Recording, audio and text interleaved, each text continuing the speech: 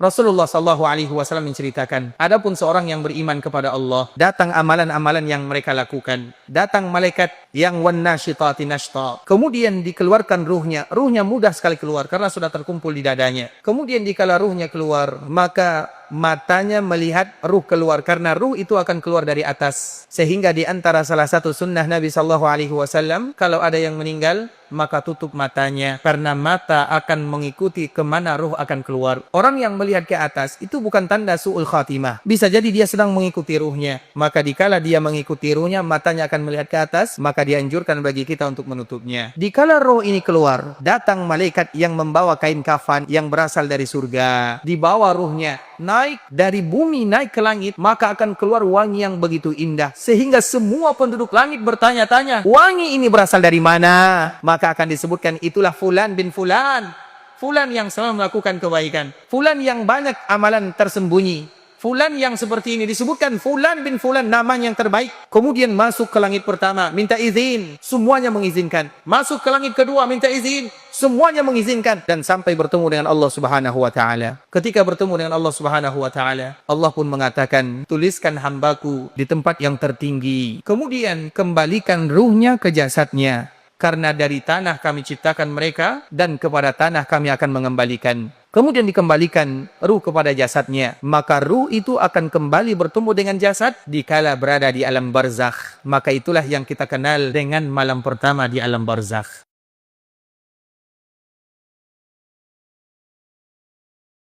فقلت استغفروا ربكم إنه كان غفارا. Pak Ustadz, alhamdulillah saya rutin menghadiri majelis taklim yang diadakan setiap minggu, dan di dalamnya diadakan pembacaan Al-Fatihah buat almarhum atau wali-wali Allah, sunan-sunan dan lain-lain. Setelah itu dilakukan zikir bersama. Bagaimana itu, Ustadz? Apakah saya masih boleh mengikutinya atau saya harus menghindarinya? Saya takut kalau yang saya ikuti itu ternyata amalan yang bid'ah. Terus apa yang saya harus lakukan, Ustaz? Silahkan. Alhamdulillah wassalatu wassalamu rasulullah. Allahumma salli wa sallim wa barik nabiyina Muhammadin wa ala sahbihi ajma'in. Dari pertanyaan yang tadi berkaitan dengan majelis taklim yang ada ini sangat banyak ya. Dan beragam majelis taklim ini. Yang antum harus cari majelis taklim yang di situ diajarkan Al-Quran dan Sunnah ala fahmi salaf. Itu yang penting diingat oleh penanya. Quran dan Sunnah. Artinya kita pegang Quran Sunnah yang disampaikan oleh si da'inya, si ustadznya, Quran dan Sunnah. Makanya si da'i atau ustadz yang mengajarkan, kita harus tahu bahwa dia akidahnya salaf. Akidahnya jelas, manhajnya jelas. Yang dipelajari Quran dan Sunnah. Quran, Sunnah yang dipelajari oleh dia. Itu yang harus diperhatikan. Kemudian yang tadi ditanyakan berkaitan dengan pengiriman bacaan, kembalinya kepada dalil. Ada enggak contoh dari Nabi Muhammad SAW bahwa Nabi mengirimkan bacaan Al-Fatihah kepada istrinya Khadijah bintu Khuwailid radhiyallahu anha karena sudah meninggal. Begitu juga kepada anak-anaknya. Enggak ada riwayat yang seperti itu.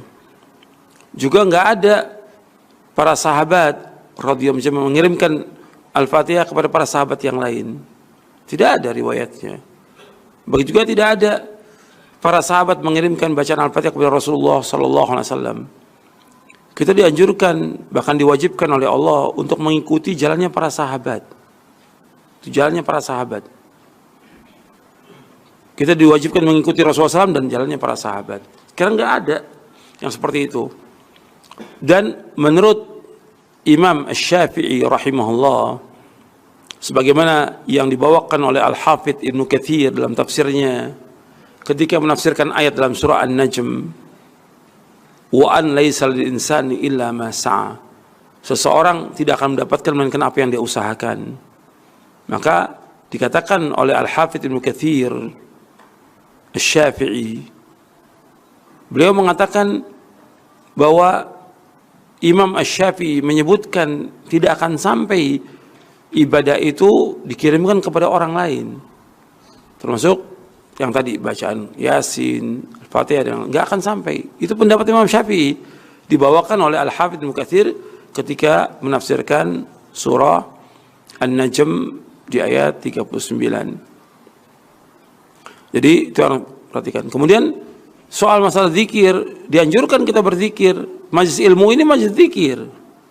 Allah menyebutkan dalam Al-Qur'an, ya ayyuhalladzina amanu dzkurullaha dzikran katsira wasabbihu bukratan wa asila.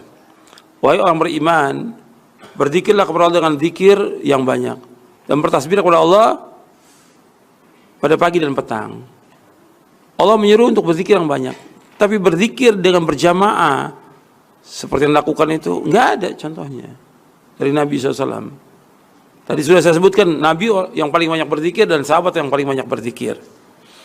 Kemudian yang perlu diperhatikan lagi, majlis taklim itu yang harus diperhatikan, majlis taklim itu harus mengajarkan ilmu. Artinya majlis taklim itu kan majlis ilmu, mesti diajarkan ilmu. Buka umpamanya kitab akidah, tafsir, hadis, dibacakan kepada umat, dijelaskan syarahnya. Itu manfaat seperti itu. Jadi kalau dia umpamanya cuma duduk-duduk aja baca, ya nggak dapat ilmu selama-lamanya. Kan banyak majlis taklim yang hanya membaca surah Yasin, kemudian pulang, tapi nggak dijelaskan tafsirnya, penjelasannya. Kan kalau dijelaskan satu ayat setiap pertemuan manfaat, orang tambah ilmu. Kan doanya Rabbi zidni ilma, doanya Allahumma inni as'aluka ilman nafi'an wa rizqan thayyiban wa amnan taqabbala. Kalau cuma zikir rame-rame gitu, apa yang dapat? Puluhan tahun nggak dapat apa-apa dia. Jadi masih ilmu itu harus diajarkan ilmu, sehingga setiap datang ke masjid itu dapat ilmu dan bermanfaat buat dia, bermanfaat buat keluarga, dan ada yang disampaikan kepada keluarganya. Itu jawaban saya.